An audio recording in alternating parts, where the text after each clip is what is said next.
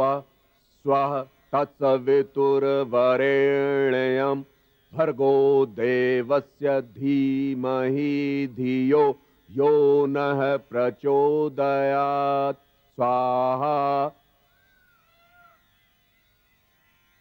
अग्नि को संविदा दो पुत्र, पुत्र संविदा दो अग्नि को। पिताश्री, मैं क्षमा चाहता हूं, मैं किसी की सोच में डूबा हुआ था। किस सोच में डूबे थे पुत्र? पता नहीं पिताश्री, मैंने जाने क्या सोच रहा था। तुम सोच भी रहे थे और यह भी नहीं जानते कि क्या सोच रहे थे? फिर तो समस्या अत्यंत ही गंभीर है पुत्र, क्योंकि आयु के जिस मोड़ पर तुम हो उस मोड़ को वर्षों पूर्व मैं पार कर चुका हूं और ये भली भांति जानता हूं कि इस मोड़ का पथिक क्या सोचता है। फिर भी कुछ बताओ तो पुत्र। ऐसी कोई बात नहीं है पिताश्री।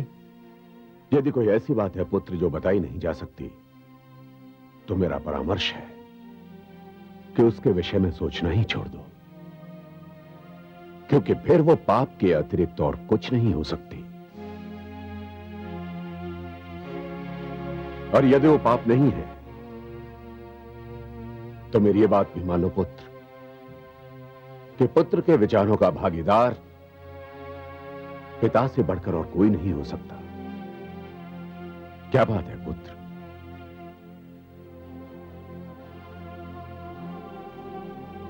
मुझे ऋषिवत्स की कुटिया की एक सुंदर घटना याद आ गई थी पिताश्री। क्या नाम है उस सुंदर घटना का पुत्र?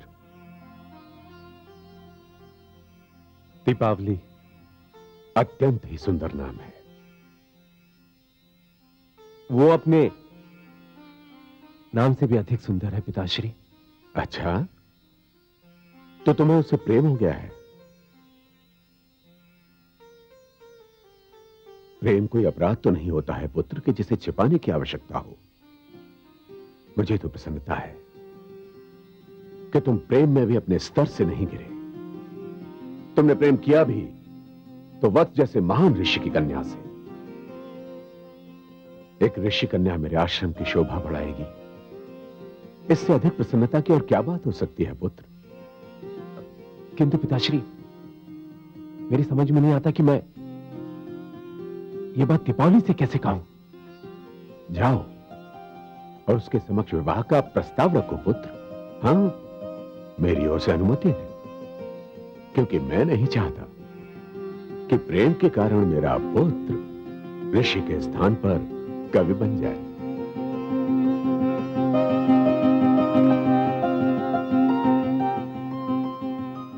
कवि तो मैं बन गया हूं पिताश्री।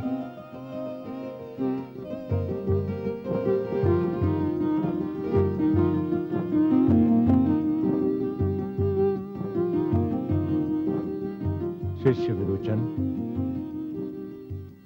शिष्य विरोचन,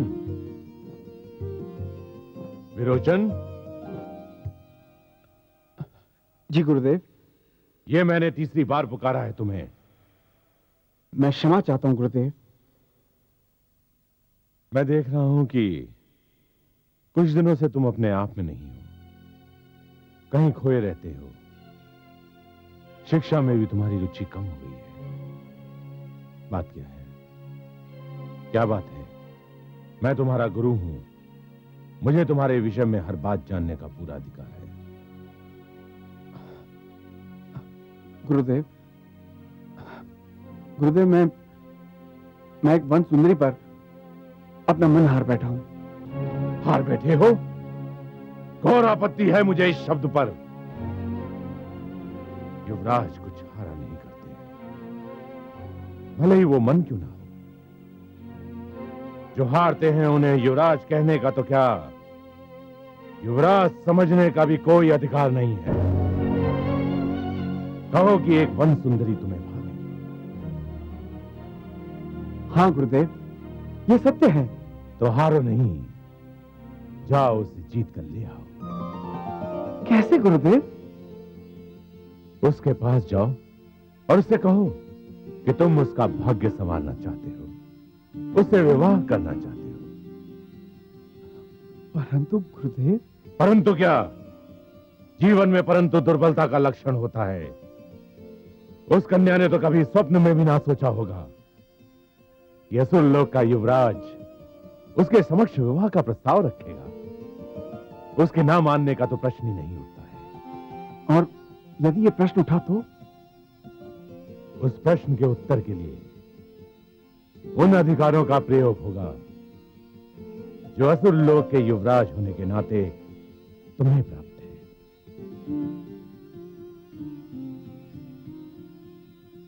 प्रेम में शक्ति का प्रयोग करना उचित नहीं गुरुदेव। ऐसी बातें कवियों को शोभा देती हैं, राजकुमारों को नहीं।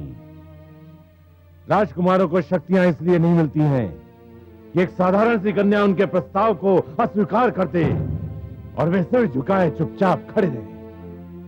जाओ, उस वन सुंदरी को लेकर आओ।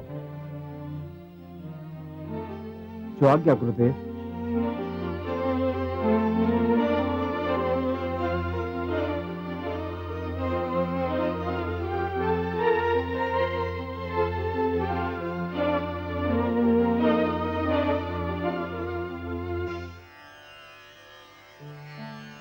रस्सी जल गई पर बल नहीं गए। किस बात पर कटाक्ष कर रही है महादेवी?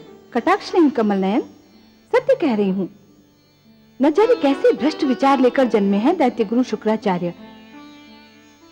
मोर्चे पर मोर्चे हारते जाते हैं पर अपनी विचारधारा नहीं बदलते। अब क्या कह दिया उन्होंने? उचित परामर्श न देने और अपने शिष्य को उचित पाठ न पढ़ाने की जैसे सौगंध ही खा रखी है उन्होंने। पौत्र विरोचन को उन्होंने ये परामर्श दे दिया कि यदि ऋषि वत्स की पुत्री दीपावली ने उसका प्रस्ताव स्वीकार न किया तो वो अपने अधिकारों का प्रयोग करे। महादेवी, कभी कभी तो मुझे लगता है कि स्वयं दैत्य गुरु शुक्राचार्य को यह ज्ञात नहीं होता कि वो क्या कह रहे हैं, क्योंकि उनके भीतर ज्ञान और क्रोध के बीच एक निरंतर युद्ध चलता रहता है। जब ज्ञान का पलड़ा भारी होता है तो उनके मुख से कविताओं के पुष्प झड़ते हैं, परंतु जब क्रोध का पलड़ा भारी होता है तो उसी मुख से अंगारे उगलने लगते हैं। पर उनका परामर्श तो उनके शिष्य को, मेरे पौत्र को तो भ्रष्ट कर सकता है। महादेवी, यदि ऐसा हुआ तो उसका सारा दोष विरोचन का ही होगा। गुरु ने तो परामर्श दे दिया, परंतु उसे मानना या ना मानना यह तो शिष्य का कार्य है। आपको तो ज्ञात है कि प्रहलाद के गुरुजन शंड और अमर्क ने भी उसे परामर्श दिया था कि वो हिरण्यकशिपु को ही ईश्वर माने। तब क्या हुआ? पर प्रहलाद की बात और थी। वो मेरा पुत्र है, आपका भक्त है। महादेवी, हर व्यक्ति को अपने जीवन की परीक्षा स्वयं ही देनी होती है। विरोचन को भी देनी होगी। यदि विरोचन के मस्तिष्क में शुक्राचार्य के विचार हैं तो उसकी रगों में भक्त प्रहलाद का रक्त भी तो है। यह निर्णय तो स्वयं विरोचन को ही करना होगा कि विचारों का प्रयोग कब करना चाहिए और कहां रक्त को अपना रंग दिखाना चाहिए। जानती हूँ कमल नयन, पर पौत्र विरोचन तो अभी युवा है और उसे जीवन का बहुत अनुभव भी नहीं है, और वो एक युवती से प्रेम करता है। ऐसे समय में तो उसे संयम और धैर्य का सुझाव देना चाहिए था। उन्होंने उसे शक्ति का प्रयोग करने का परामर्श क्यों दिया? महादेवी, दैत्य गुरु शुक्राचार्य की भाषा में शक्ति और बल का विशेष स्थान है, परंतु परीक्षा तो विरोचन की है।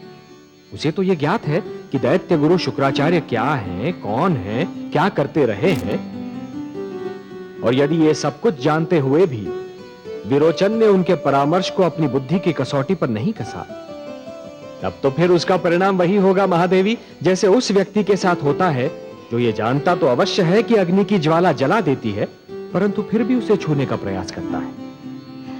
प्रेम भी तो एक ज्वाला है, और इस समय सुगंधा और विरोचन दोनों ही उसे छूने का प्रयास कर रहे हैं।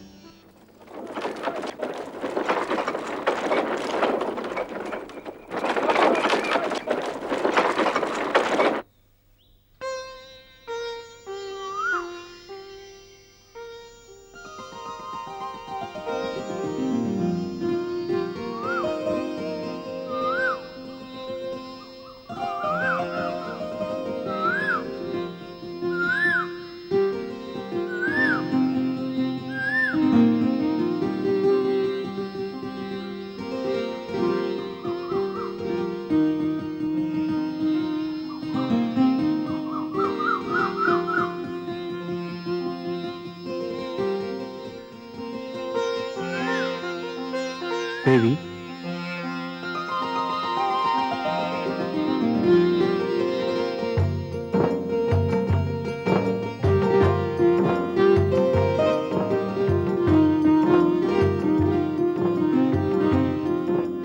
प्रणाम युवराज। प्रणाम देवी। आश्चर्य हुआ हाँ। मेरे इस समय आने पर? नहीं, इस संयोग पर कि बस एक क्षण पहले मुझे आपका ध्यान आया था और दूसरी क्षण आप स्वयं आ गए। तुम्हें तो मेरा ध्यान अभी आया था देवी। मैंने जिस घड़ी तुम्हें सबसे पहली बार देखा था, उस घड़ी से इस पल तक जब मैं तुम्हें फिर देख रहा हूं,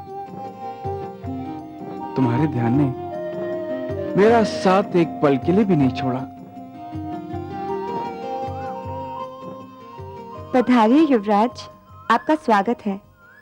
कैसे कष्ट किया? मैं तुमसे एक प्रश्न पूछना चाहता हूं दीपावली। मुझसे? अवश्य पूछिए। दीपावली, क्या तुमने कभी अपने भविष्य के विषय में सोचा है? भविष्य के विषय में? मैं आपका प्रश्न समझी नहीं युवराज। क्या तुमने कभी नहीं सोचा कि तुम अपने जीवन के शेष वर्ष कैसे बिताओगी? नहीं, पर आप ये क्यों पूछ रहे हैं? इसलिए, यदि तुमने नहीं सोचा कि तुम्हारे भविष्य का क्या होगा, तुम्हारे जीवन के शेष वर्ष कैसे बीतेंगे, तो अब इस विषय में सोचना भी मत। क्यों? क्योंकि मैंने निर्णय कर लिया है। तुम्हारा भविष्य असुरपुरी के राजभवन में और तुम्हारे जीवन के शेष वर्ष मेरी पत्नी के रूप में मेरे साथ बीतेंगे। और मैं जानता हूं तुम्हें इस निर्णय पर कोई आपत्ति नहीं होगी। ठहरो देवी।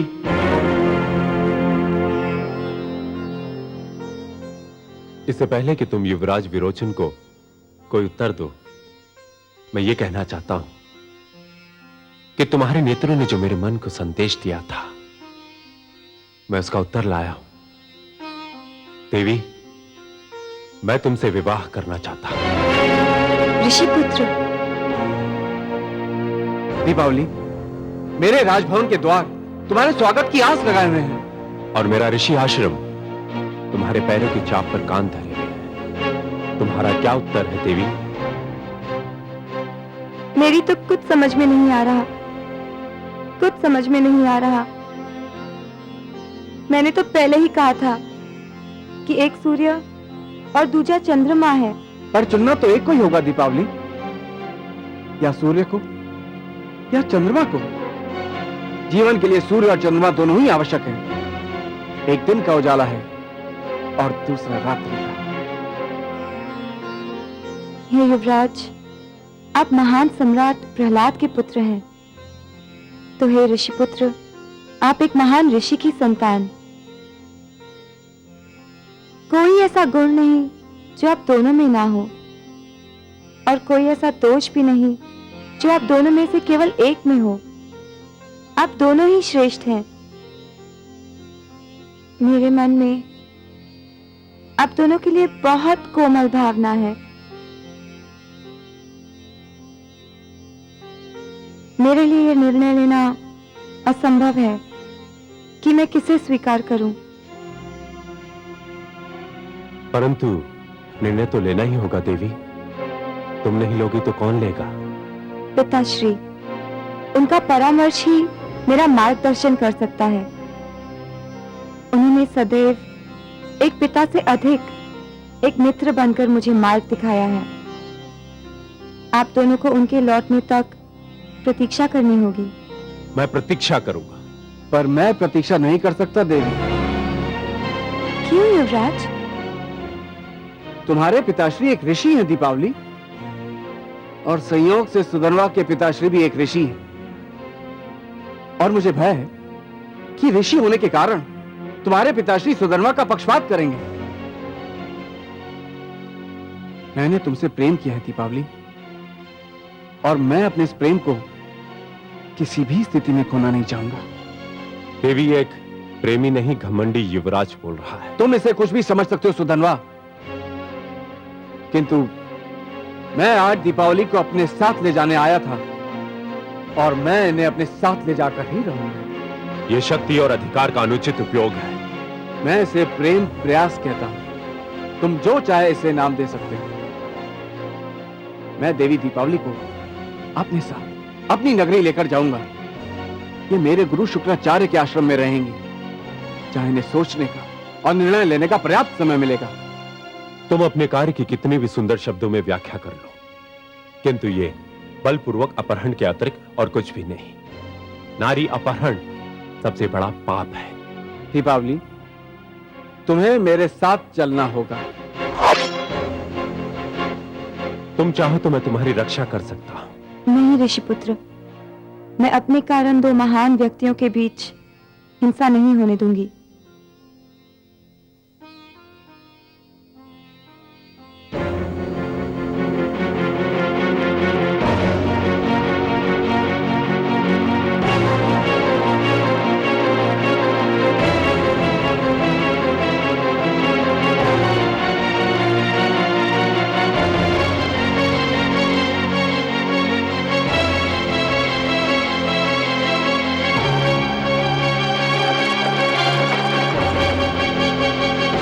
युवराज, ये अन्याय है। तुम अपनी राजशक्ति का प्रयोग कर रहे हो। अब मैं तुम्हें अपना तपोबल दिखाऊंगा। वही हुआ ना कमल नयन, जिसका मुझे भय था। दैत्य गुरु शुक्राचार्य की दी हुई अनुचित शिक्षा अपना रंग दिखा रही है। पौत्र विरोचन ने अपने प्रेम को जीतने के लिए अपने बल और अधिकारों का प्रयोग किया। मुझे भी दुख हो रहा है महादेवी। पुत्र प्रहलाद ने जिस आसुरी प्रवृत्ति को बदलना चाहा था, उसका प्रभाव पूर्ण रूप से समाप्त नहीं हुआ है। वो अब भी रह रहकर उभरने का प्रयास कर रही है। दुख तो इसी बात का है कि दीपक तले अंधेरा छाया हुआ है। मेरा पुत्र प्रहलाद इतना विनम्र, इतना त्यागी, और विरोचन उतना ही अभिमानी।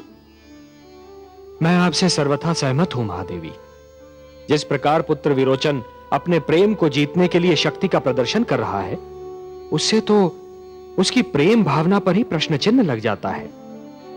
प्रेम करना तो सबका अधिकार है, परंतु प्रेम को शक्ति से छीनना सर्वथा अनुचित। मुझे प्रसन्नता है कि ऋषि पुत्री दीपावली ने बुद्धिमत्ता से काम किया। यदि वो विरोचन के साथ न चली गई होती तो समस्या गंभीर हो जाती। महादेवी, स्त्री का दूसरा नाम है संयम, धीरज। जब पुरुष स्वयं पर नियंत्रण नहीं रख पाता, तो ऐसी स्थितियों में स्त्री नित्य संतुलित रहती है। यही तो उसका सबसे बड़ा गुण है।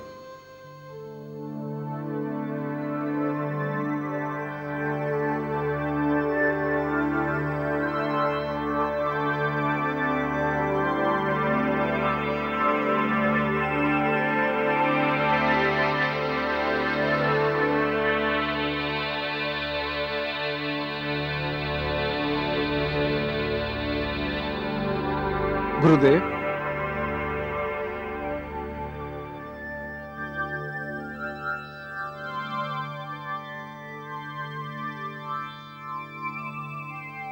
प्रणाम गुरुदेव। गुरुदेव, ये ऋषिवत पुत्री देवी दीपावली हैं। मैं समझ गया था पुत्र। प्रणाम दैत्य गुरु। मुझे हर्ष है शिष्य कि सौंदर्य को परखने में तुमने कोई ठोकर नहीं खाई। इसे देखने के उपरांत तो मैं तुम्हें इसके लिए भी क्षमा कर सकता हूं कि तुम इस पर मन हार बैठे थे। परंतु मुझे और भी अधिक प्रसन्नता है कि तुम इसे जीत लाए। अखंड सौभाग्यवती भव। आशीष के लिए धन्यवाद दैत्य गुरु, किंतु अब तक मैंने यह निर्णय नहीं लिया कि मैं युवराज विरोचन से ही विवाह करूंगी, अथवा अथवा तो मुझे किसी और की उपस्थिति का संकेत दे रहा है। मैं बताता हूं गुरुदेव। वन में आखेट के समय जिस प्रकार संयोगवश मैं और ऋषि अंगिरा का पुत्र सुधनवा एक साथ पेड़ गिरने से घायल हो गए थे। उसी प्रकार ऋषि वत्स की कुटिया में पहुंचकर हम दोनों दीपावली के नेत्र बाणों से भी एक साथ घायल हो गए, यही कहना चाहते हो ना? जी गुरुदेव। मुझे कोई आश्चर्य नहीं हुआ, होता भी तो दीपावली को देखने के पश्चात समाप्त हो जाता। परंतु पुत्री, तुम्हारा क्या निर्णय है?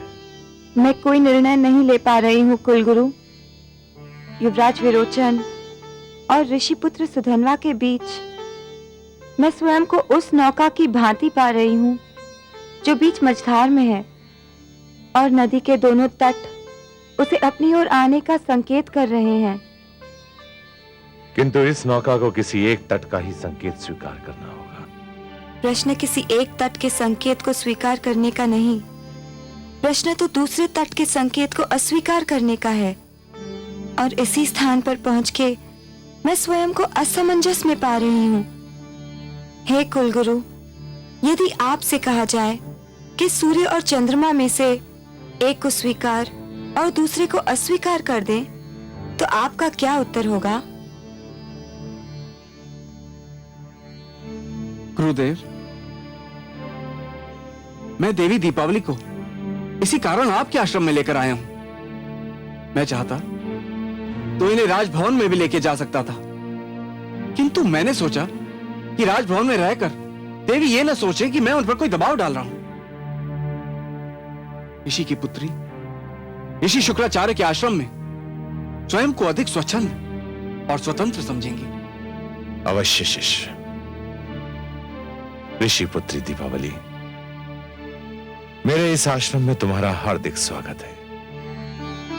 तुम यही समझो कि तुम अपने पिता श्री ऋषि वत्स के आश्रम में ही हो। धन्यवाद कुलगुरु। देवी, यदि मेरे कारण आपको कोई कष्ट हुआ हो तो मुझे खेद है। प्रणाम गुरुदेव।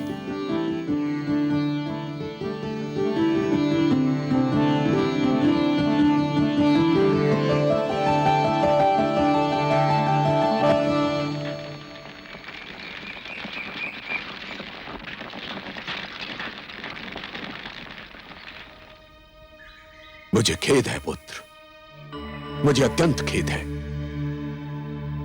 कि महाराज प्रहलाद जैसे न्यायप्रिय राजा और महान विष्णु भक्त का पुत्र अपने पिता के मार्ग से विचलित हो गया। यह दुख की ही नहीं, लज्जा की भी बात है। एक युवराज ने अपने अधिकारों का दुरुपयोग करके एक ऋषि पुत्र का अपमान किया है। एक बार तो मैंने भी सोचा कि उसके राजबल का उत्तर उसे अपने तपोबल से उसे उसी स्थान पर दे दूं। किंतु पिताश्री, मैंने संयम से कार्य लिया। संयम और धैर्य ही ऋषिगण की विशेषता है पुत्र। शक्ति और अधिकारों में राजभवन से कम न होते हुए भी ऋषि आश्रम का गौरव इसी में है कि यहां सत्ता और लालसा का राज नहीं होता। परंतु यह न समझ लेना कि मैं इस अपमान को सह जाऊंगा, क्योंकि मात्र मेरे पुत्र की बात होती तो मैं मौन धारण कर लेता। परंतु बात इससे आगे बढ़ चुकी है। बात यहां पहुंची है कि क्या राजभवन इतनी सरलता से ऋषि आश्रम को ललकार सकता है, उसकी अवहेलना कर सकता है? बताओ। विरोचन दीपावली को लेकर कहां गया है पुत्र? जाते समय उसने कहा था कि ऋषि वत्स की पुत्री दीपावली को दैत्य गुरु शुक्राचार्य के आश्रम में रखेगा। इसका अर्थ यह हुआ पुत्र, यह विश्वासपूर्वक नहीं कहा जा सकता कि महाराज प्रहलाद को इस घटना की सूचना है भी या नहीं। परंतु इससे कोई अंतर नहीं पड़ता। एक राजा को अपने राज्य में होने वाली हर प्रिय और अप्रिय घटना की जानकारी होना अनिवार्य है। मैं सप्त ऋषियों की एक सभा बुलाऊंगा और महाराज प्रहलाद को उसमें उपस्थित होना होगा। और अपने पुत्र के दुष्कर्म के लिए उत्तर देना होगा। पुत्र सुधन्वा, तनिक भी चिंता न करो। वत्सपुत्री दीपावली मात्र तुम्हें प्राप्त होगी, मात्र तुम्हें।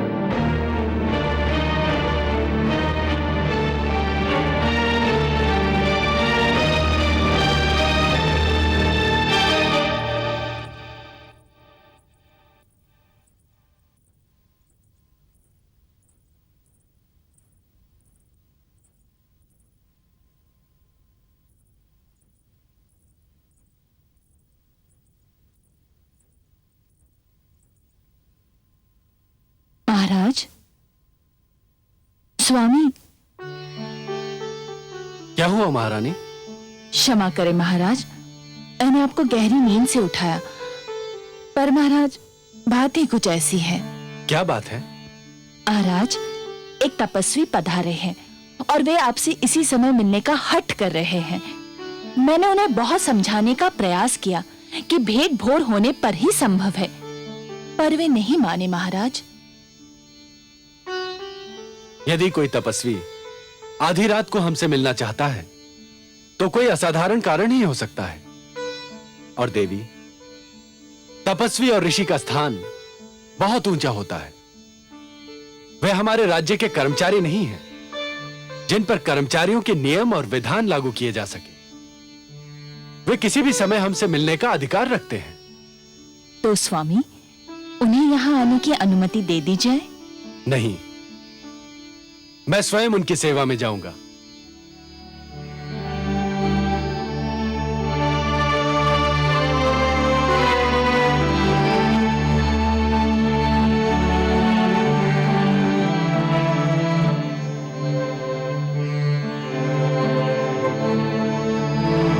प्रणाम।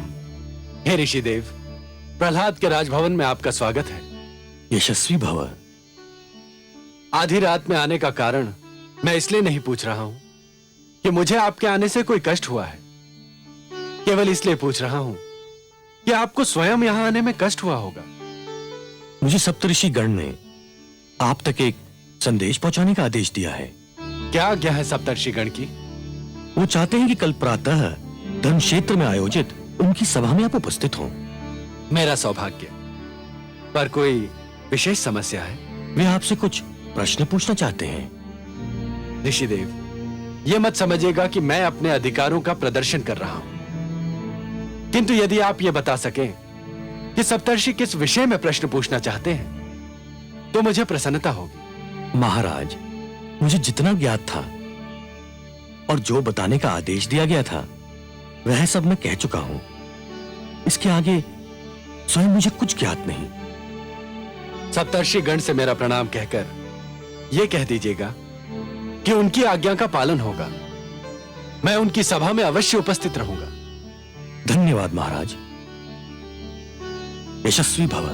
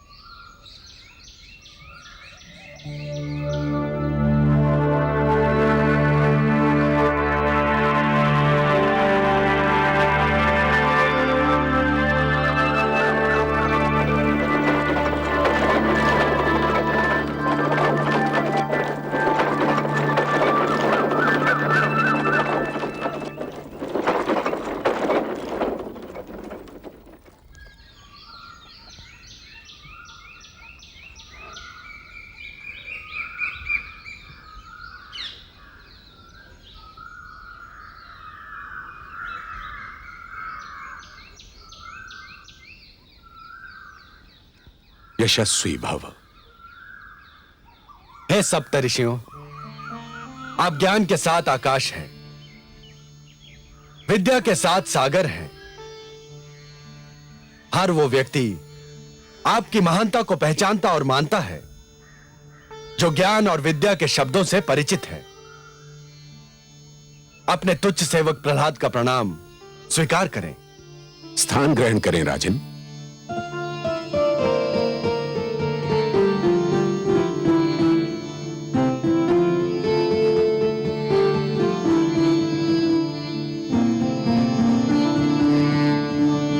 हे ऋषिगण, यद्यपि आपके समक्ष आना, आपका सत्संग पाना अपने भीतर ही सौभाग्य और गौरव का विषय है, परंतु आपके अन्यथा शांत दिखाई देते ज्ञानी मुखों पर चिंता और दुख के लक्षण देखकर मैं ये प्रश्न पूछने का साहस कर रहा हूं कि क्या कोई संकट है, कोई समस्या है? यदि है तो मुझे आदेश दीजिए। ईश्वर ने चाहा तो मैं उस समस्या का अवश्य समाधान करूंगा। सम्राट प्रहलाद, क्या आपको ज्ञात है कि आपके राज्य में अपहरण की एक अप्रिय और लज्जाजनक घटना घटी है? नहीं ऋषिगण, मुझे इस बात का ज्ञान नहीं है, परंतु आप कह रहे हैं तो सत्य ही होगा। यह सत्य है राजन। अपहरण एक अक्षम्य अपराध है। मुझे दुख है कि मेरे राज्य में ऐसी अप्रिय घटना घटी और मुझे उसका ज्ञान नहीं। किसने किया है यह अपराध, यह दुष्कर्म? कृपया मुझे उसका नाम बताइए। उसका नाम सुनकर आपको और भी दुख होगा। मैं फिर भी अनुरोध करूंगा कि आप मुझे उसका नाम बताएं। तो सुनिए, उस अपहरणकर्ता, उस अपराधी का नाम युवराज विरोचन है। युवराज विरोचन? नहीं, ये असंभव है। आप हमारी बात पर संदेह कर रहे हैं महाराज? नहीं ऋषिगण, मैं तो केवल अपने आश्चर्य और दुख का प्रदर्शन कर रहा था। विरोचन ने यह अपराध किया है, यह मेरे लिए बहुत ही लज्जा और दुख का विषय है। अपराध की गंभीरता इस सत्य से और भी बढ़ जाती है कि युवराज ने एक ऋषि पुत्री का अपहरण किया है। ऋषि पुत्री का? हे ईश्वर, किस ऋषि पुत्री का अपहरण किया है उसने? ऋषिवत्स की कन्या दीपावली का अपहरण। आपके पुत्र विरोचन ने उनकी कुटी में जाकर दीपावली का अपहरण किया है राजन। सबसे पहले तो मैं आप सबसे, विशेषतः ऋषि अंगीरा से, इस अप्रिय घटना और इस घोर अपराध के लिए क्षमा मांगता हूं। हम ये जानना चाहते हैं कि आप इस विषय में क्या करेंगे। हे ऋषिगण, मैं आपको आश्वासन देता हूं कि मेरा न्याय एक सामान्य नागरिक और युवराज में भेद नहीं करता। इस विषय में भी न्याय होगा और उचित न्याय होगा। मुझे आज्ञा दीजिए, मैं एक क्षण भी विलंब नहीं करना चाहता।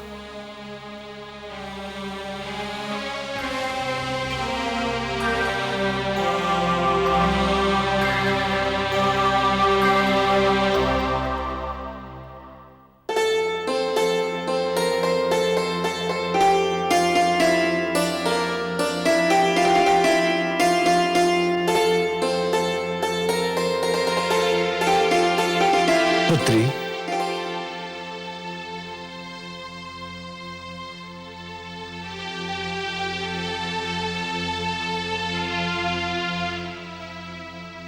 आयुष्मान भव पुत्री। यदि मुझे अनुमान लगाने में भूल नहीं हो रही है तो तुम ऋषि वत्स की पुत्री दीपावली हो। और यदि मुझसे अनुमान लगाने में भूल नहीं हो रही है तो आप कोई और नहीं, युवराज विरोचन के पिताश्री सम्राट प्रहलाद हैं। तुम्हारा अनुमान बिल्कुल सत्य है पुत्री। प्रणाम सम्राट। मेरे नेत्र सौभाग्यशाली हैं कि उन्हें महान विष्णु भक्त सम्राट प्रहलाद के साक्षात दर्शन प्राप्त हुए। परंतु इस समय आने का कष्ट किया है तो लक्ष्य केवल मुझे दर्शन देना तो नहीं हो सकता। तुम्हारा यह अनुमान भी सत्य है पुत्री। मैं तुम्हें यहां से ले जाने आया हूं, तुम्हें मेरे साथ चलना होगा। जो आज्ञा सम्राट। चलो पुत्री। रुक जा पुत्री।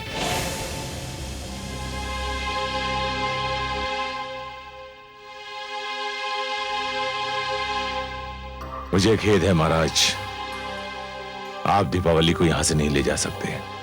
क्यों गुरुदेव, आपको क्या आपत्ति है? देवी दीपावली मेरे पास युवराज विरोचन की धरोहर है और मैं युवराज की अनुमति के बिना इसे यहां से नहीं जाने दूंगा। युवराज विरोचन इस कन्या को इसकी अनुमति के बिना यहां ले आए थे, जो एक अनुचित कार्य था। कदापि अनुचित नहीं था। विरोचन युवराज होने के अधिकार का प्रयोग कर इसे यहां ले आया था और मैं अपने राजा होने के अधिकारों का प्रयोग करके इसे यहां से ले जा रहा हूं। और यदि मैं इसे यहां से ना ले जाने दूं तो मैं अपने शिष्य धर्म से मुंह मोड़ने पर विवश हो जाऊंगा गुरुदेव। अर्थात मुझे दुख तो होगा कि जिस गुरु के चरणों में बैठकर मैंने शस्त्र विद्या सीखी थी, उसी गुरु के विरुद्ध मुझे शस्त्र उठाना पड़ेगा। अच्छा, मुझे बड़ी प्रसन्नता हुई अपने योग्य शिष्य से ये बातें सुनकर, किंतु मेरा उत्तर भी सुन लो। मैंने जिस योग्य शिष्य को युद्ध नीति सिखाई थी, मैं उससे युद्ध करने पर विवश हो जाऊंगा और इसका मुझे कोई दुख नहीं होगा।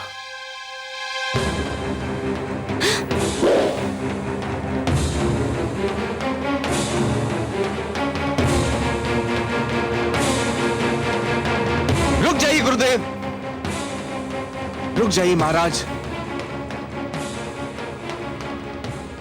यदि मेरे कारण मेरे पिता और गुरु को एक दूसरे के विरुद्ध शस्त्र उठाना पड़े तो यह मेरा अत्यंत दुर्भाग्य होगा।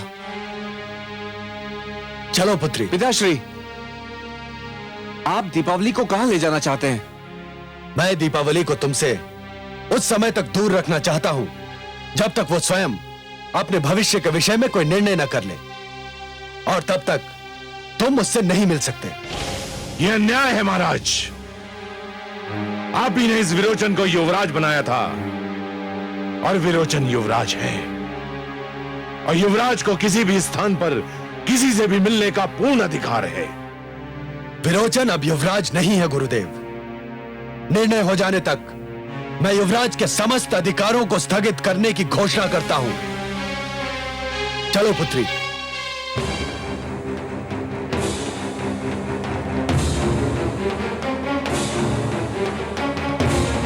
दीपावली,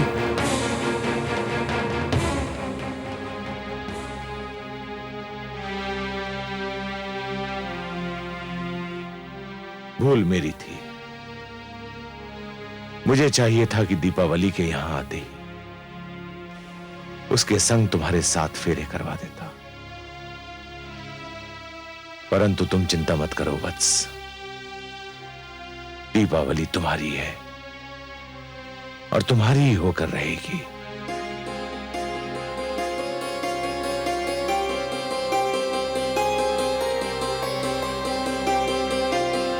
जीवन में यह समस्या किसी के भी समक्ष आ सकती है पुत्री, परंतु यह जिसकी समस्या हो उसी को सुलझानी भी पड़ती है। तुम्हें भी किसी एक ही तट, किसी एक ही डगर का चुनाव करना पड़ेगा। जीवन यात्रा दो नौकाओं पर संभव नहीं। जानती हूँ महाराज। जानती हो तो फिर मेरे पुत्र विरोचन और ऋषि पुत्र सुधन्वा में से किसी एक को क्यों नहीं चुन लेती? युवराज विरोचन कल राजा बनेंगे, सारी धरती पर उनका राज होगा, और ऋषि पुत्र सुधन्वा भी कल महान ऋषि बनेंगे, आकाश पर उनका राज होगा। अब आप ही बताइए महाराज कि धरती और आकाश में मैं किसे चुन लूं और किसे ठुकरा दूं? परंतु यह तो असंभव है देवी कि इन दोनों में से किसी एक में कुछ कम कुछ अधिक ना हो। तुम सोचोगी तो इन दोनों में से किसी एक में कोई ऐसा दोष, कोई ऐसा गुण तुम्हें अवश्य मिल जाएगा जो दूसरे में ना हो। मैं सोच सोच कर हार गई हूँ, परंतु विश्वास कीजिए मैंने दोनों में से किसी में भी कुछ कम या कुछ अधिक नहीं पाया। मैं तो चकरा कर रह गई हूँ महाराज। मैं बताता हूं तुमको देवी, विरोचन में एक दोष है। क्या? वो तुम्हें तुम्हारी सहमति के बिना तुम्हारे आश्रम से ले आया। उसे इसका अधिकार नहीं था। उसके इस अनुचित कार्य से तुम्हारी दृष्टि में उसकी महत्ता कुछ कम नहीं हुई। यह सत्य है महाराज कि जब उन्होंने मेरी कुटिया में आकर मुझे साथ चलने को कहा तो एक पल के लिए मुझे धक्का लगा। मैं भयभीत भी हो गई, परंतु जब उन्होंने मुझे पूरे आदर सम्मान के साथ गुरु शुक्राचार्य के आश्रम में रखा और उस आश्रम में भी मुझे उतना ही आदर सत्कार मिला, तो मैं जान गई कि युवराज केवल युवराज ही नहीं पर एक चरित्रवान व्यक्ति हैं। लालसा और वासना जिनके पास भटक भी नहीं सकती। मैं उनके चरित्र से प्रभावित हूँ महाराज। तो फिर सुधनवा को भूल जाओ। यह भी तो संभव नहीं है महाराज। उनकी परछाइयां भी मेरे मन आंगन का पीछा नहीं छोड़ती। ये तो बड़ी जटिल समस्या है देवी, परंतु इतना जान लो कि तुम्हारे अतिरिक्त किसी के पास इसका समाधान नहीं। मुझे नहीं लगता कि इसे सुलझाने में कोई भी तुम्हारी सहायता कर सकता है, और यदि कर सकता है तो मुझे बताओ, मैं स्वयं उसका प्रबंध करूंगा। मेरी सहायता केवल मेरे पिताश्री कर सकते हैं महाराज। वो कैसे कर सकते हैं तुम्हारी सहायता? वे ज्ञानी हैं, महापुरुष हैं, ऋषि हैं। मैं उनके समक्ष अपनी समस्या रखूंगी और फिर वे जिसका भी हाथ थामने का परामर्श देंगे, मैं आंखें बंद करके उसे स्वीकार कर लूंगी, क्योंकि मैं जानती हूं कि वे जो भी निर्णय करेंगे उसी में मेरा भला होगा।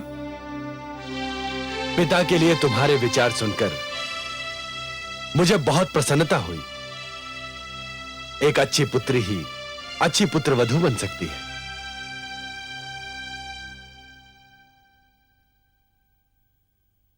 सम्राट की जय हो। ऋषिवर वत्स पधारे हैं, आपसे भेंट करना चाहते हैं।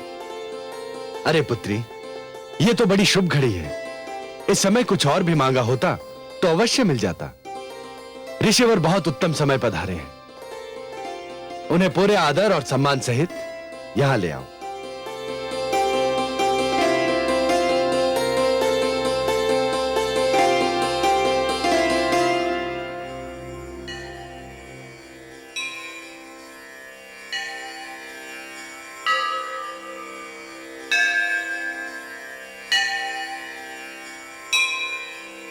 आपके आने से राजभवन पावन हो गया ऋषिवर। अपने सेवक प्रहलाद का सादर प्रणाम स्वीकार करें। यशस्वी भव सम्राट।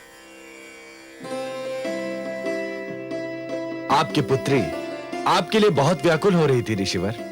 मैं जानता हूं महाराज, और ये क्यों प्रतीक्षा कर रही थी वो भी जानता हूं। मैं सारी कहानी जान चुका हूं। कितना सुंदर होगा ऋषिवर यदि अपने चरम बिंदु पर पहुंची इस कहानी का परिणाम आप बताएं। मैं? हाँ ऋषिवर, जब आपने कहानी सुन ही ली है तो किसी निष्कर्ष पर भी अवश्य पहुंच गए हो। हाँ, निष्कर्ष पर तो पहुंच ही गया हूं महाराज। धन्य है। किस निष्कर्ष पर पहुंचे आप? मैं इस निष्कर्ष पर पहुंचा हूं महाराज कि मेरी पुत्री जो भी कह रही है वह अक्षरशः सत्य है, सर्वथा सत्य है, और सत्य के अतिरिक्त कुछ भी नहीं है। अर्थात? महाराज, मैंने जब सारा वृत्तांत सुना और अपनी पुत्री की उलझन को जाना तो मैंने भी समस्या को हर दृष्टिकोण से देखने का प्रयास किया। युवराज विरोचन और ऋषिपुत्र सुधन्वा दोनों की हर प्रकार की तुलना की, दोनों को जीवन की हर कसौटी पर परखने का प्रयत्न किया, और फिर उसके बाद अपने आप को उसी स्थान पर पाया जहां पर मेरी पुत्री खड़ी है। हां महाराज, मैं निर्णय नहीं कर सका कि युवराज विरोचन और ऋषिपुत्र सुधन्वा में से कौन बड़ा है और कौन छोटा, कौन कम है और कौन अधिक। यह समस्या तो उलझती ही चली जा रही है। इस उलझी हुई डोर का कोई भी सिरा हाथ में आ ही नहीं रहा है। मुझे विश्वास था, और मुझे क्या, आपकी पुत्री को भी विश्वास था कि आपके आने से समस्या सुलझ जाएगी, परंतु आपने तो इसे और भी उलझा दिया। क्या दीपावली का जीवन बिना माझी के उस नौका के भांति है जो बीच धारा में अटकी रहेगी? मैं स्वयं भी यही सोच सोचकर अधीर हो रहा हूं महाराज। परंतु करना क्या चाहिए, इसका उपाय क्या है? मुझे तो कोई उपाय नहीं सूझता। मैंने एक उपाय सोचा है महाराज। क्या? यदि यह आपकी पुत्री होती तो? मेरी पुत्री? क्या कहना चाहते हैं आप? मैं ये कह रहा हूं महाराज कि आप सम्राट हैं। जीवन की बहुत सी विषमताओं के विषय में आपका ज्ञान अधिक है। आप स्वयं दीपावली को अपनी पुत्री मानकर इसका कन्यादान कर दें। विरोचन और सुधन्वा में से जिसको भी योग्य समझे चुन ले। हम दोनों आपके इस निर्णय को निसंकोच होकर स्वीकार कर लेंगे महाराज। बहुत कठिन परीक्षा ले रहे हैं आप मेरी। सारा संसार जानता है कि मैं सदा अपने पिता के प्रेम को तरसता रहा, परंतु मुझे उस सागर से एक बूंद भी नहीं मिली। इसी कारण मैं अपनी संतान पर अपने मन का प्यार बरसा देना चाहता हूं, अपने पिताश्री के अंश का प्यार भी। क्या ऐसा पुत्र प्रेमी ऐसी स्थिति में न्याय कर पाएगा जिसमें स्वयं उसका पुत्र एक पक्ष हो? क्यों नहीं कर सकता महाराज। सारा संसार यह भी तो जानता है कि पुत्र से प्रेम करने वाले सम्राट प्रहलाद न्याय से भी उतना ही प्रेम करते हैं। और सुधन्वा जो दूसरा पक्ष है, क्या वो भी मान लेगा?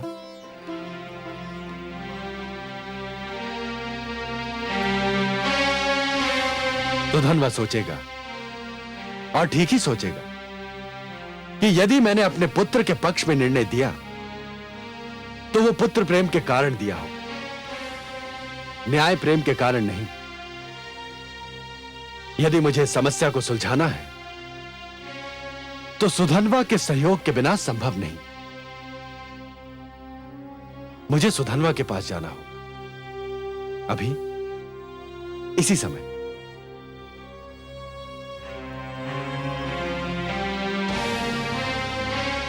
सब शुभ होगा पुत्री, सब शुभ होगा। देखा कमलनयन, वही हुआ जिसका मुझे भय था। दैत्य गुरु शुक्राचार्य की दी हुई शिक्षा अपना रंग दिखा रही है। परंतु आपको भय क्यों लग रहा है महादेवी? मुझे भय इसलिए लग रहा है कि ऋषि अंगिरा ने ये निर्णय लेने का भार पुत्र प्रहलाद पर डाल दिया है कि सुधन्वा और पौत्र में अधिक श्रेष्ठ कौन है। अपने अपने क्षेत्र में दोनों ही श्रेष्ठ हैं। एक महान तेजस्वी ऋषि है तो दूसरा उतना ही महान योद्धा है। पुत्र प्रहलाद इतना कठिन निर्णय कैसे ले पाएगा? हाँ महादेवी, निस्संदेह ये निर्णय बहुत कठिन होगा, परंतु ये एक अवसर भी तो है पुत्र प्रहलाद के लिए ये जानने का कि पिता प्रहलाद और राजा प्रहलाद दो भिन्न भिन्न व्यक्तित्व हैं। जिस प्रकार योग्य तोल के लिए तुला के दोनों पलड़ों का संतुलित रहना आवश्यक होता है, उसी प्रकार प्रजा का न्याय करते समय राजा का भी संतुलित होना बहुत आवश्यक होता है महादेवी। सिंहासन पर बैठने के उपरांत एक राजा को यह जान लेना चाहिए महादेवी कि अपने परिवार और अपनी प्रजा के साथ उसका संबंध एक समान है। वो ना तो किसी का पिता है, ना किसी का पुत्र, और ना ही किसी का भ्राता। यदि पुत्र प्रहलाद को इतिहास बनाना है महादेवी, तो उसे अपने निष्पक्ष न्याय का प्रमाण देना होगा। आप तो बस अपने पुत्र प्रहलाद के विवेक पर विश्वास कीजिए। देखा तुमने आश्रम और तपोवन का प्रभाव पुत्र। महाराज प्रहलाद को विवश होकर गुरु शुक्राचार्य के यहां से दीपावली को ले जाना ही पड़ा। तो अब दीपावली कहां है पिताश्री? चिंतित होने का कोई कारण नहीं है पुत्र, वो सुरक्षित है। वो महाराज प्रहलाद के निजी अतिथि गृह में है। परंतु अब देखना यह है कि न्यायप्रिय महाराज प्रहलाद अब क्या निर्णय लेते हैं।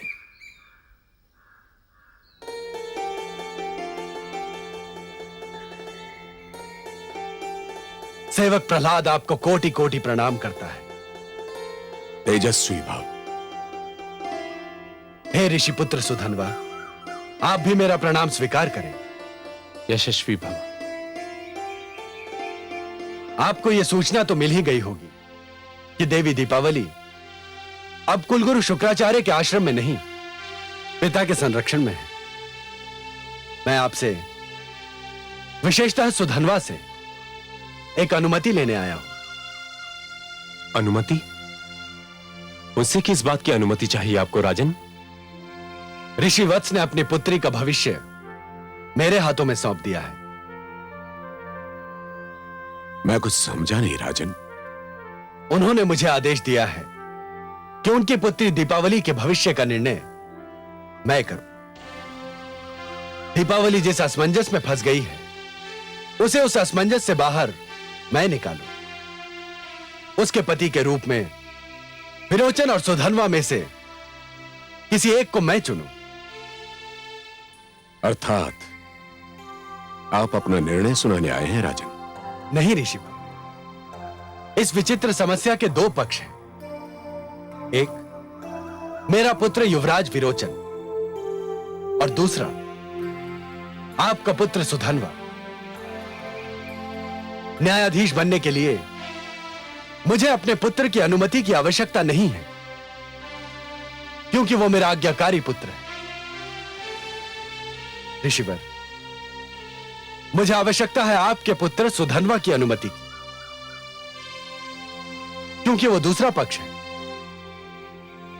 उसकी अनुमति के बिना मैं न्यायाधीश का दायित्व स्वीकार नहीं कर सकता। महाराज, जिस समस्या में एक पक्ष आपका पुत्र है, क्या आप समझते हैं ऐसी स्थिति में आप निष्पक्ष न्याय कर पाएंगे? यह तो विश्वास है कि न्याय कर पाऊंगा, यह विश्वास नहीं कि उसे दोनों पक्ष न्याय मान ही लें। दीपावली एक है, उसके प्रेमी दो हैं। दीपावली को बांटा नहीं जा सकता, उसे विभाजित नहीं किया जा सकता। वह किसी एक को ही मिलेगी, और जिसे न मिली वो मेरे न्याय को न्याय ही मान ले, इस पर मुझे संदेह है। ऋषिपुत्र सुधन्वा, क्या आपको मेरा न्यायाधीश बनना स्वीकार है?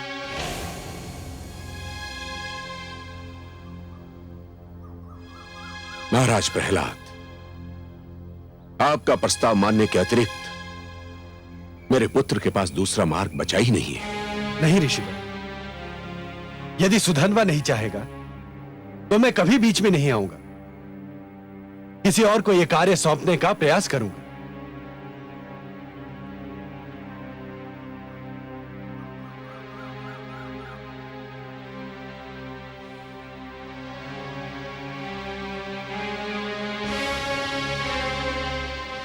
मुझे स्वीकार है राजन। मैं अपना जीवन भाग्य आपके हाथ सौंपता हूं। तो मैं ये समझूं कि आप मुझे स्वेच्छा से अनुमति दे रहे हैं? जी राजन, मुझे आपका न्यायाधीश बनना स्वीकार है। अब मुझे आज्ञा दे ऋषिवर। प्रणाम। आयुष्मान भव। प्रणाम ऋषिपुत्र।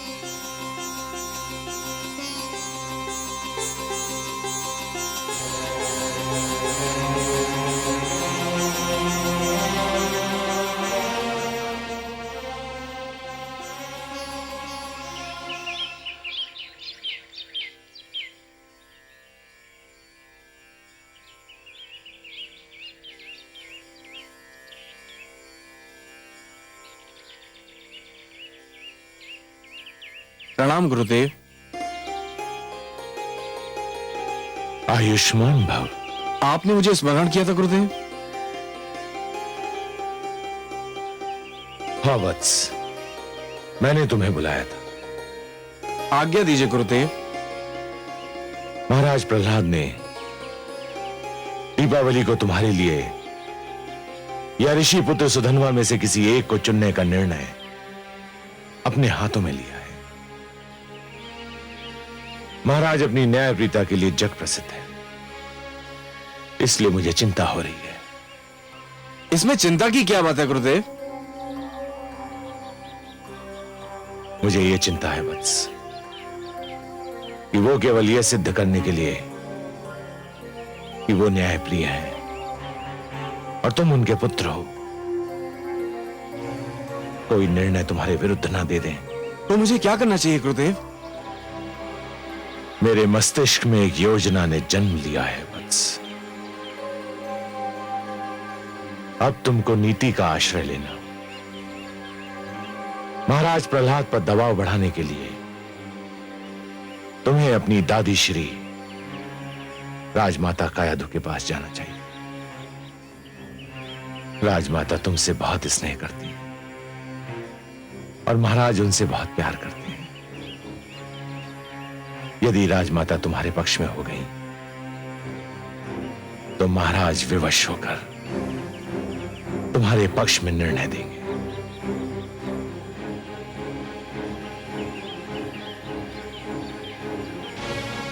जो आज्ञा गुरुदेव।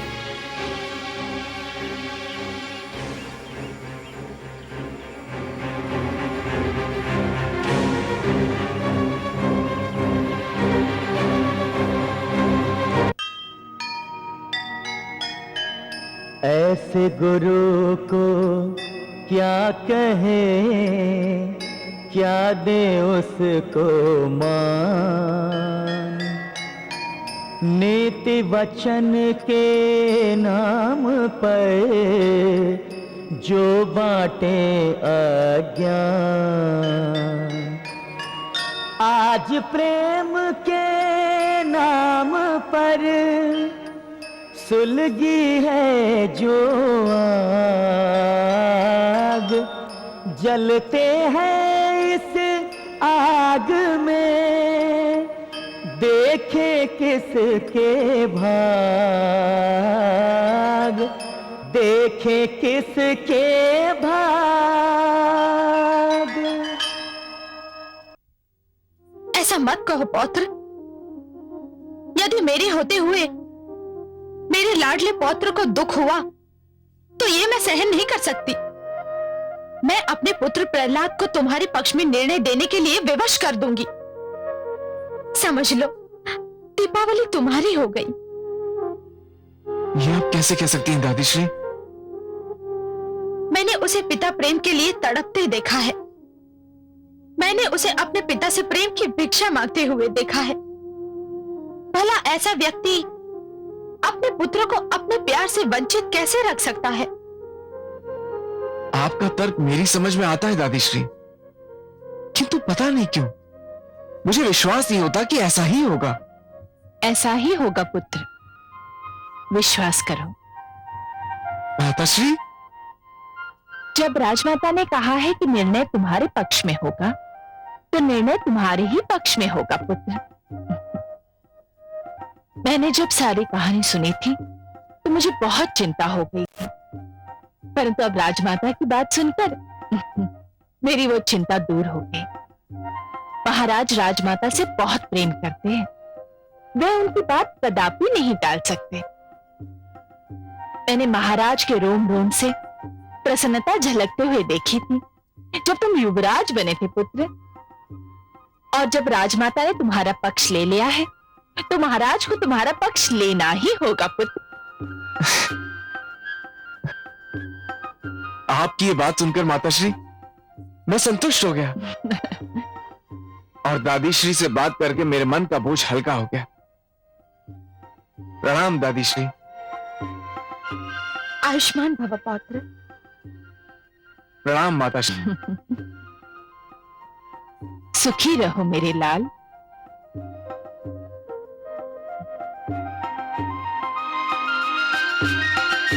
अपने लाडले पौत्र के मुख पर चिंता की लकीरें देखकर मैं तड़प उठी थी पुत्रवधू।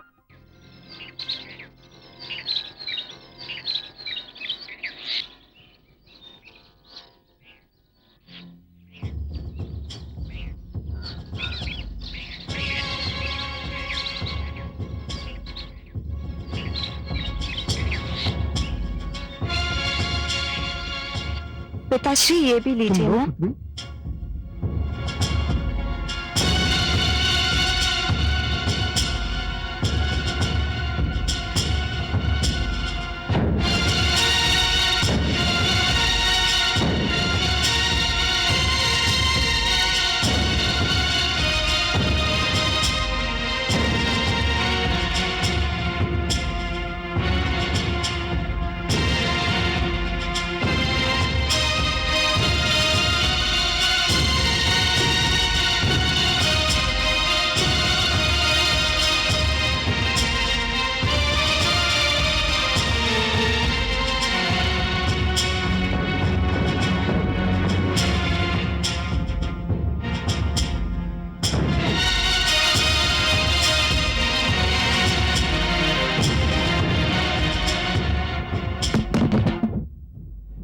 कौन है? पिताश्री मैं देखती हूँ।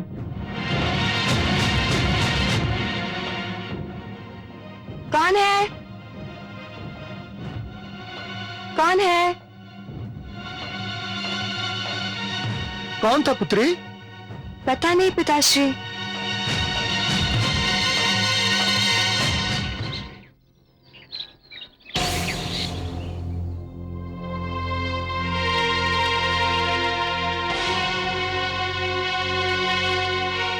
सुना है मेरे पिताश्री तुमसे मिलने आए थे। तुमने सत्य सुना है मित्र, तुम्हारे पिताश्री मुझसे मिलने आए थे। क्यों? मुझसे यह पूछने के लिए कि दीपावली को तुम्हारे अथवा मेरे लिए चुनने के लिए उन्हें अपना न्यायाधीश बनना मुझे स्वीकार है या नहीं। तो तुमने क्या कहा? मैंने उनसे कहा कि मुझे उनका न्यायाधीश बनना स्वीकार है। मुझे तुमसे सहानुभूति हो रही है ऋषि पुत्र। क्यों? क्योंकि ऐसा करके मानो तुमने आत्महत्या कर ली हो। अर्थात तुम नहीं जानते मेरे पिताश्री अपने मन में मेरे प्रति कितना स्नेह रखते हैं। वो मेरे विरुद्ध कदापि निर्णय नहीं देंगे।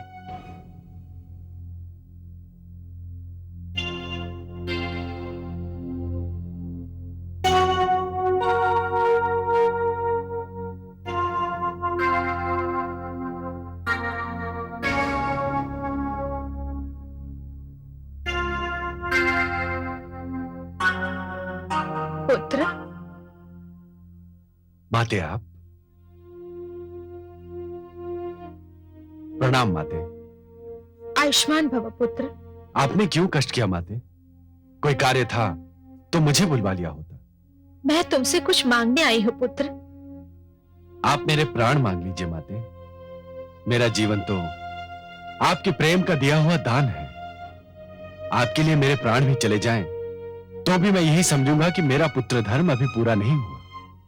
ईश्वर ना करे मैं अपने प्रिय पुत्र से उसके प्राण मांगू, परंतु मैं तुमसे जो मांगने आई हूं वह तो तुम्हें देना ही पड़ेगा पुत्र। मैं तुमसे तुम्हारे प्राण प्रिय के लिए कुछ मांगने आई हूं। आदेश दीजिए माते, क्या चाहती हैं आप? अपने पौत्र के मन का सुख और उसके प्रेम की रक्षा। अर्थात यही कि मेरा पौत्र विरोचन ऋषि वत्स की पुत्री दीपावली के प्रेम में उतावला हो रहा है।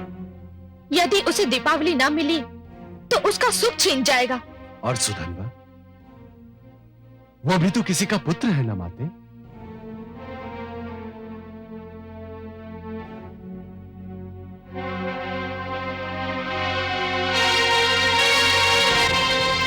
उलझ गया।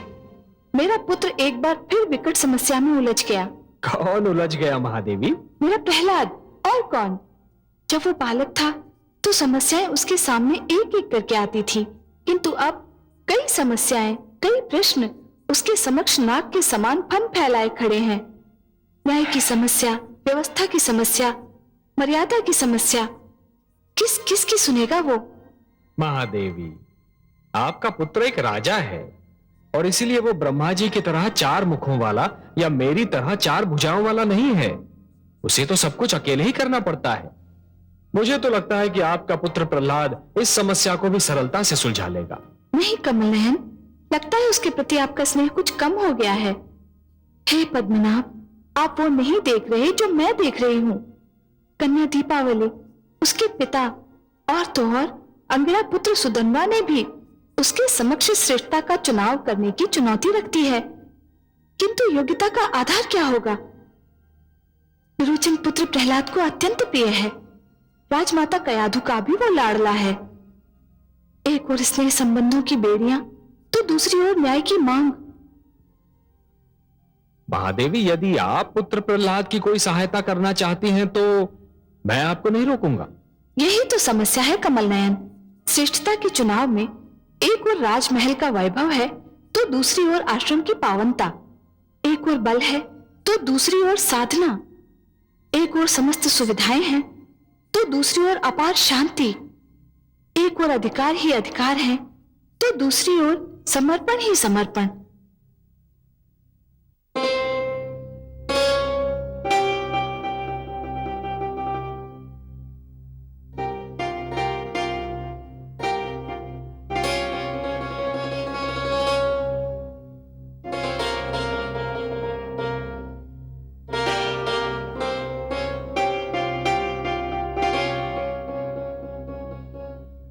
आप अभी तक सोई नहीं महारानी? मैं आपकी प्रतीक्षा कर रही थी स्वामी। आपकी आंखों से मुझे कोई प्रश्न झांकता दिखाई दे रहा है।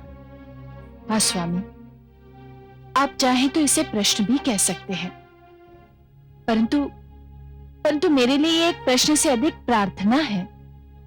आज सभी संकेतों की भाषा में बात कर रहे हैं। स्वामी, मैं ये पूछना चाहती हूँ कि आपने ऋषिवत्स की पुत्री दीपावली के भविष्य के विषय में क्या सोचा है? परंतु मुझे तो समस्त प्रजा के बारे में सोचना पड़ता है। मैं अपनी प्रजा का संरक्षक हूं। स्वामी, दीप पहले अपने घर में जलाया जाता है, फिर किसी और के। हाँ, परंतु मार्ग पर दिए जलाना भी एक राजा का ही कर्तव्य है। मैं कुछ नहीं जानती स्वामी। आज तक मैंने आपसे कुछ नहीं मांगा। आज पहली बार मैं अपने पुत्र का सुख मांग रही हूं। कृपा कीजिए मुझ पर स्वामी, कृपा करके उसे उसकी दीपावली दे दीजिए। देवी, आप मुझसे उसका सुख मांग रही हैं जिसका दुख स्वयं मेरे लिए असहनीय है। वो मेरा भी पुत्र है देवी। तो फिर संकोच किस बात का है स्वामी?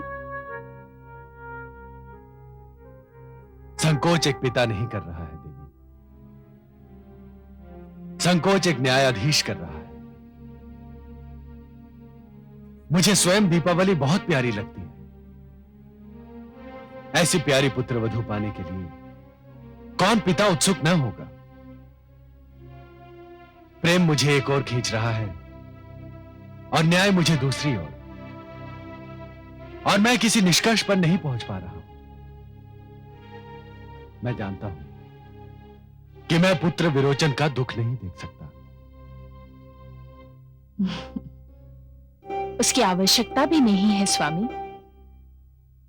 दीपावली को पुत्र विरोचन के लिए चुनकर आप कोई अन्याय नहीं करेंगे।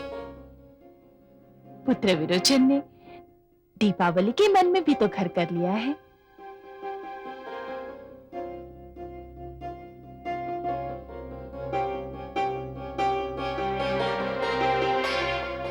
मुझे सोचने दीजिए देवी, मुझे इस उलझन से निकलने का मार्ग ढूंढ लेने दीजिए। अवश्य सोचिए स्वामी, परंतु मैं जानती हूं अपने पिता के प्रेम को तरसा हुआ व्यक्ति अपने पुत्र को कभी नहीं तरसा सकता।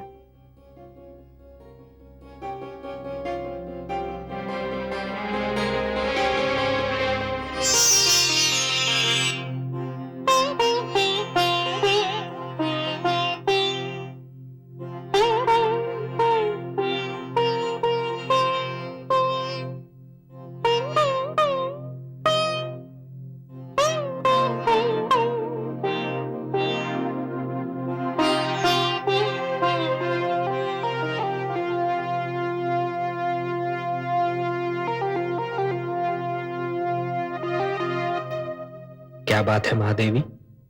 किसी गहरी चिंता में लीन हैं आप? हाँ कमल नयन, मैं सोच रही थी कि न्यायाधीश का कार्य उस समय कितना कठिन हो जाता है जब उसके ही परिवार का कोई सदस्य आरोपी के रूप में उसके सामने हो। आपकी चिंता स्वाभाविक है, परंतु यही तो वो घड़ी भी होती है महादेवी जब ये पता चलता है कि न्यायाधीश की न्याय और न्याय प्रणाली पर कितनी आस्था और अटूट विश्वास है। वो न्याय को जीवन और सभ्यता का एक अटूट अंग मानता है या फिर आए दिन होने वाली साधारण घटना? वो कुछ भी माने कमल नयन, किंतु जिस स्थिति में मेरा पुत्र प्रहलाद है उसमें कोई भी हो, उसका असमंजस में पड़ जाना स्वाभाविक है। इसीलिए मैं सोचता हूं कि किसी व्यक्ति के न्यायाधीश बनने के लिए उसके दो रूप होने चाहिए। दो रूप? ये क्या कह रहे हैं आप कमल नयन? दो रूप रखना तो किसी भी व्यक्ति का अवगुण है। वो व्यक्ति ही क्या जो भीतर से कुछ हो और बाहर से कुछ और दिखाई दे। आपकी बात सर्वथा सत्य है महादेवी, सर्वथा सत्य है, परंतु जीवन की कुछ स्थितियों में इस अवगुण को अपनाना भी अनिवार्य होता है और एक न्यायाधीश के लिए तो अत्यंत अनिवार्य। आप तो पहेलियां बुझाने लगे कमल नयन। कोई पहेली नहीं है महादेवी। न्यायाधीश के न्याय के आसन पर बैठने से पहले और न्यायासन पर बैठने के उपरांत दो रूप होने आवश्यक है। न्याय के आसन पर बैठने के पहले वो व्यक्ति किसी का पिता हो सकता है, किसी का पुत्र हो सकता है, किसी का पति हो सकता है या फिर किसी का भ्राता। परंतु जैसे ही वो न्यायाधीश के आसन पर विराजमान हो जाता है उसके सारे नाते टूट जाने चाहिए। उसे केवल न्यायाधीश रहना चाहिए। और यदि ऐसा ना हुआ महादेवी तो कभी धन के लोभ से या कभी नातों की महत्ता से उसके पांव डगमगाने लगेंगे। न्याय प्रणाली पर भ्रष्टाचार का अधिकार हो जाएगा। धन और नातेदारी तो मायाजाल है महादेवी, भ्रष्टाचार के मुख्य आधार हैं।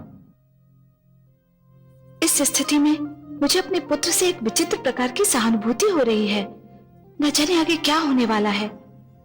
महादेवी, जिस प्रकार जुगनू के अस्तित्व का आभास तभी होता है जब चहुओर अंधकार छाया रहता है, उसी प्रकार किसी भी व्यक्ति के चरित्र का प्रकाश तभी दिखाई देने लगता है जब वो परीक्षा की घड़ियों में घिरा रहता है।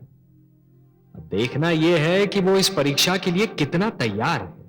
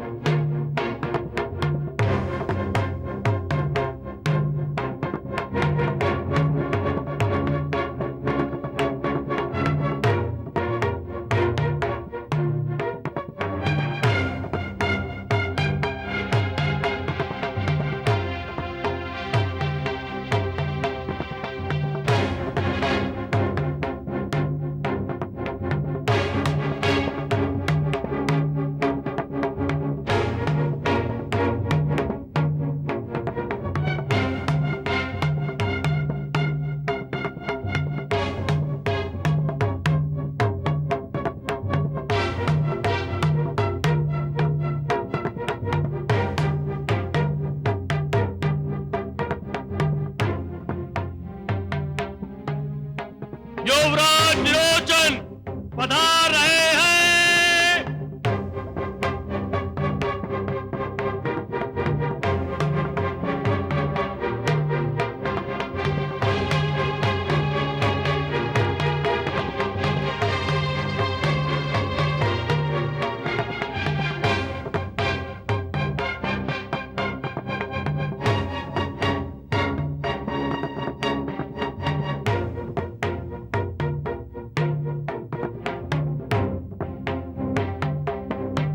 नहीं विरोचन,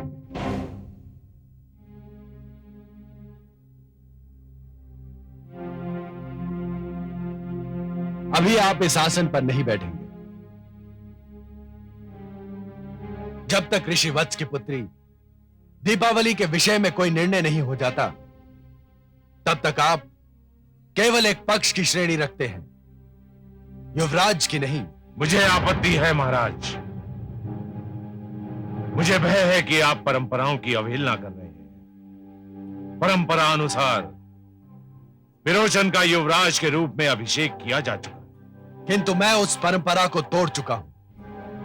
आपकी उपस्थिति में मैं ये कह चुका हूं कि निर्णय हो जाने तक युवराज के समस्त अधिकारों को स्थगित किया जाता है, क्योंकि वो इस अभियोग का एक पक्ष है और यही न्याय की मांग भी है।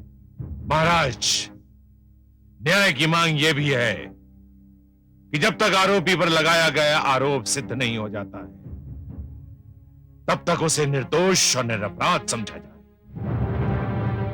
शास्त्रों के अनुसार भी जब तक यह सिद्ध नहीं हो जाता कि युवराज ने वास्तव में कोई अनुचित कार्य अथवा अपराध किया है, तब तक उन्हें युवराज के आसन पर बैठने से रोका नहीं जा सकता। मैं गुरु शुक्राचार्य से सहमत हूं महाराज। शास्त्र भी यही कहते हैं। शास्त्र कुछ भी कहते हो, परंपराएं कुछ भी बोलती हैं। यदि मेरे पिताश्री ने कह दिया कि निर्णय होने तक मैं केवल एक पक्ष हूं, तो मैं केवल एक पक्ष ही हूं। यदि मेरे पिताश्री कहते हैं कि मैं इस आसन पर नहीं बैठ सकता हूं, तो मैं इस आसन पर नहीं बैठूंगा, क्योंकि ये केवल मेरे पिताश्री ही नहीं, मेरे सम्राट भी हैं।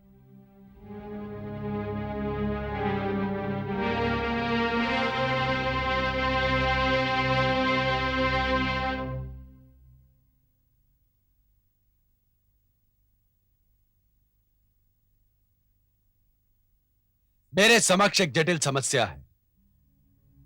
हे महापुरुषों, यद्यपि किसी कन्या के लिए वर का चुनाव केवल उस कन्या का अधिकार है, और ऐसा अधिकार है जिसमें कोई और हस्तक्षेप नहीं कर सकता, परंतु ऋषि वत्स और उनकी सुपुत्री दीपावली ने यह कार्य मुझे सौंप दिया है, क्योंकि दीपावली यह निर्णय नहीं कर पा रही है कि वो अपने वर के रूप में किसको चुने। पुत्र विरोचन, ऋषि पुत्र सुधन्वा, मैं जो भी निर्णय करूं आपको स्वीकार होगा? संपूर्णतः, अक्षरशः निसंकोच महाराज। यह जानते हुए भी कि विरोचन मेरा पुत्र है? यह तो मैं तब भी जानता था महाराज, जब मैंने आपका न्यायाधीश बनना स्वीकार किया था। और तुम्हें राजकुमार विरोचन, क्या तुम्हें भी मेरा निर्णय स्वीकार होगा? मेरे लिए अपने पिताश्री के मुख से निकला हुआ एक एक शब्द ब्रह्म वाक्य के समान है। आपका दिया हुआ निर्णय मेरे लिए आदेश होगा, और आपका आदेश मेरे सिर आंखों पर। धन्यवाद सुधन्वा, धन्यवाद पुत्र। हे उपस्थित सभासदों, प्रश्न यह है कि किसी व्यक्ति को श्रेष्ठ मानने के लिए श्रेष्ठता की कसौटी क्या है? विशेषतः ऐसे में जब एक पक्ष राजकुमार हो और दूसरा एक ऋषि पुत्र। मेरा अनुभव, मेरा अध्ययन यह कहता है कि ऋषि ही श्रेष्ठतम है, क्योंकि ऋषि राज की लालसा, सत्ता के लोभ और धन की इच्छा से मुक्त होता है, जो एक व्यक्ति के लिए यदि असंभव नहीं तो सरल भी नहीं। मैं आपसे सहमत नहीं हूं महाराज। क्यों गुरुदेव? इच्छाओं से मुक्ति प्राप्त कर लेना बड़ी बात है, अवश्य बड़ी बात है, परंतु उससे भी बड़ी बात इच्छाओं के बोझ के साथ जीवन पथ पर चलना और इस प्रकार चलना कि पांव डगमगाने ना पाए, उससे भी बड़ी बात है। राज मुकुट को ठुकरा देना यदि श्रेष्ठता है, तो ये जानते हुए कि राज मुकुट में कांटे भी होते हैं, उसे पहन लेना भी तो श्रेष्ठता का चिन्ह है। राजा होना भी तपस्वी होने से कम नहीं होता। राजा जब केवल अपना ना होकर सारी प्रजा का हो जाता है, तो वो किसी ऋषि से कम महान नहीं रह जाता। और इसका सर्वोत्तम उदाहरण महाराज स्वयं आप हैं।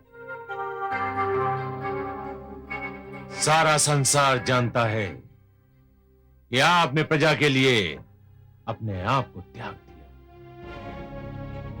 और मैंने युवराज विरोचन को यही शिक्षा दी है। यदि श्रेष्ठता की कसौटी यही है, तो मेरा शिष्य इस कसौटी पर खरा उतरता है। मैंने आपका तर्क मान लिया कुलगुरु, परंतु यह ना भूलिए कि विरोचन दीपावली को उसकी कुटिया से ले आया था। मुझे इस पर भी आपत्ति है महाराज। क्यों? क्या यह सत्य नहीं है? किंतु अधूरा सत्य है। पूरा सत्य यह है कि युवराज विरोचन पुत्री दीपावली को ले नहीं आए थे, पुत्री दीपावली उनके साथ आ गई थी,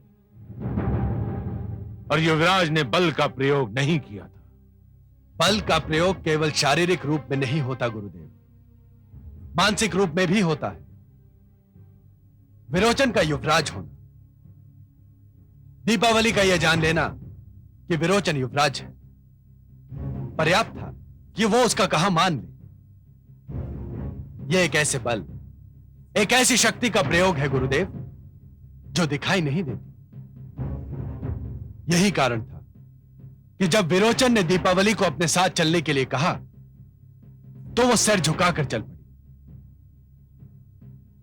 यदि ऐसी प्रवृत्ति को प्रोत्साहन दिया गया, तो आने वाले युगों में राज परिवार के सदस्य इसे उदाहरण बना लेंगे, और ऐसी घटनाओं का दुष्चक्र चल पड़ेगा, जिसके कारण बहू और बेटियां स्वयं को असुरक्षित समझने लगेंगी। विरोचन ने यह कार्य करके अपनी महत्ता को घटा दिया है। ठहरिए महाराज। युवराज विरोचन ने पुत्री दीपावली से साथ चलने को कहा, और वो उनके साथ आ गई। इसका क्या प्रमाण है? यदि ऋषि पुत्र सुधन्वा भी उनसे साथ चलने को कहते, तो वो उनके साथ ना जाती। परंतु सुधन्वा ने ऐसा कुछ भी नहीं कहा, इसलिए युवराज की महत्ता घटने का प्रश्न ही नहीं उठता। चलिए कुलगुरु, मैंने आपका यह तर्क भी मान लिया। फिर भी एक ऐसी बात दिखाई देती है जो विरोचन को साधारण और सुधन्वा को श्रेष्ठ सिद्ध करती है।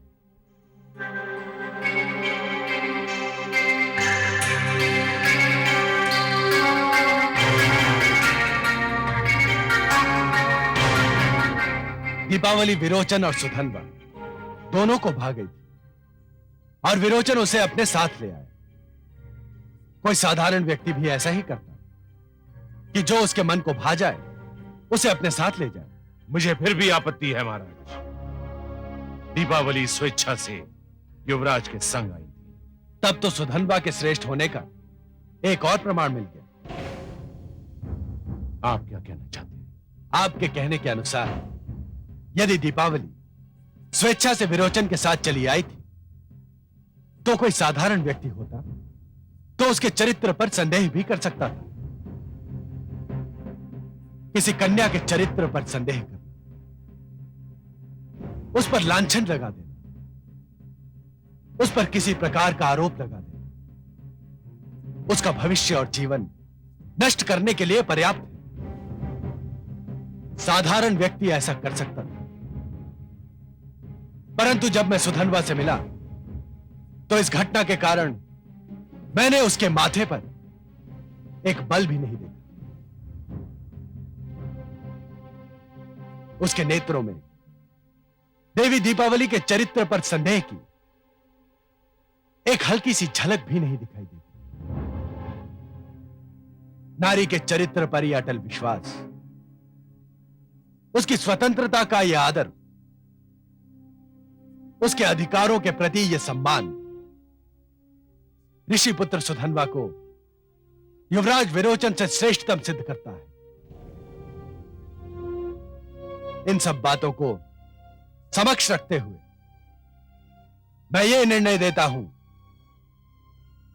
कि ऋषि पुत्री दीपावली का जीवन संगी बनने का वास्तविक अधिकारी युवराज विरोचन नहीं, ऋषि पुत्र सुधन्वा है।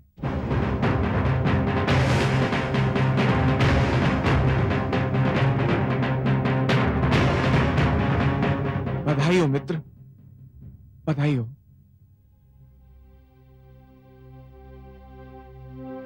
हे न्यायप्रिय महाराज, अब मुझे विश्वास हो गया कि मैंने अपने युवराज होने के अधिकारों का अनुचित लाभ उठाया। इसीलिए मैं अपनी इच्छा से युवराज पद त्यागने की घोषणा करता हूं।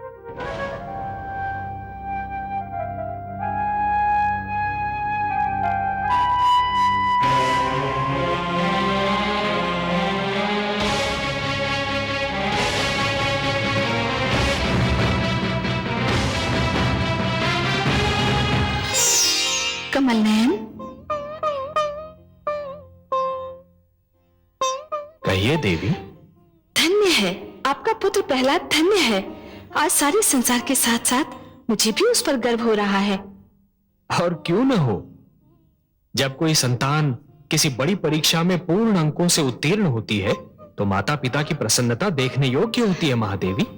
हाँ पद्मनाभ, आज प्रहलाद ने जो कर दिखाया उससे आने वाली पीढ़ियां प्रेरणा लेंगी। उसने ये सिद्ध कर दिया कि राजधर्म के समक्ष पितृधर्म, पुत्र धर्म और पति धर्म कुछ महत्व नहीं रखता। न्याय के आसन पर बैठकर राजा केवल न्यायाधीश ही होता है। हाँ महादेवी, आज यदि प्रहलाद ने अपने पुत्र विरोचन के पक्ष में निर्णय दे दिया होता तब भी कोई उस पर अविश्वास नहीं करता, सभी उसे स्वीकार कर लेते। परंतु हमारे पुत्र प्रहलाद ने आज लोगों के उस विश्वास की रक्षा की है जो राजा बनाते समय लोगों ने उस पर किया था। उसने लोगों के विश्वास को टूटने नहीं दिया महादेवी। इस उपलक्ष्य पर मैं उसे बधाई देना चाहती हूँ। तो हम दोनों को चलना चाहिए, चलें?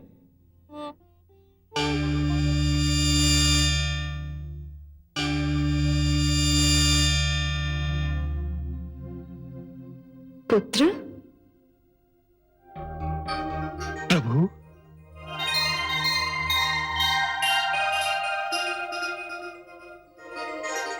आयुष्मान भव। हे गरुड़ध्वज, हे माता राजराजेश्वरी, आप दोनों यहां?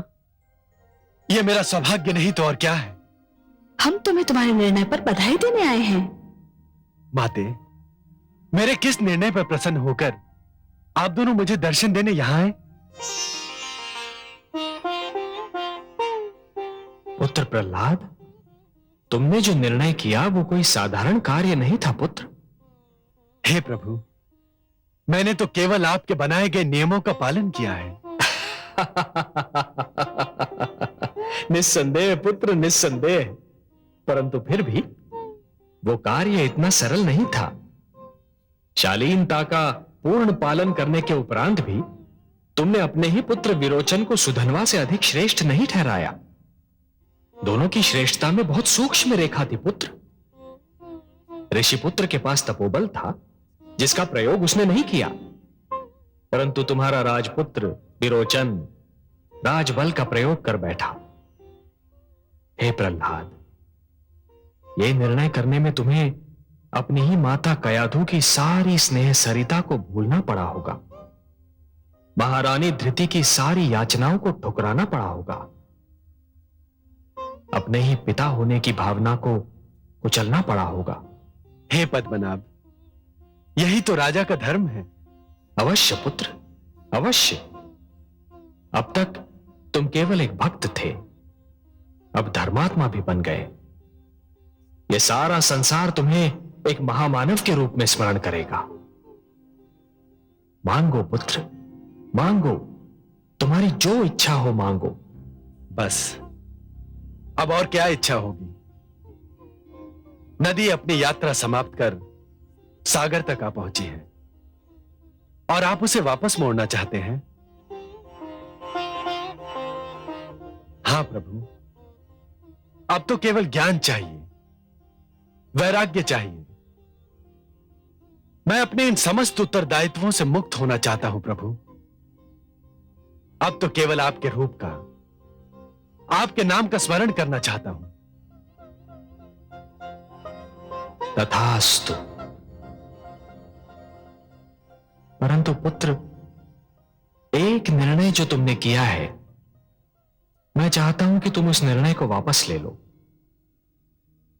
विरोचन को अपने अधिकारों से वंचित मत करो पुत्र। उसका राज्याभिषेक कर दो। अपनी प्रजा के प्रति तुम्हारा यह अंतिम उत्तरदायित्व है। उसका निर्वाह करो और तत्पश्चात संन्यास ग्रहण करो। जैसी आपकी आज्ञा प्रभु। अपने भक्त का प्रणाम स्वीकार करें। माता, अपने पुत्र का प्रणाम स्वीकार करें। आयुष्मान भव। कन्या किसको प्राप्त हो जब यह उठा विवाद, राजधर्म की राह से डिगा नहीं प्रहलाद। पुत्र मोह को त्याग कर रखा न्याय का मान, सब समान जिसके लिए राजा वही महान, राजा वही महान।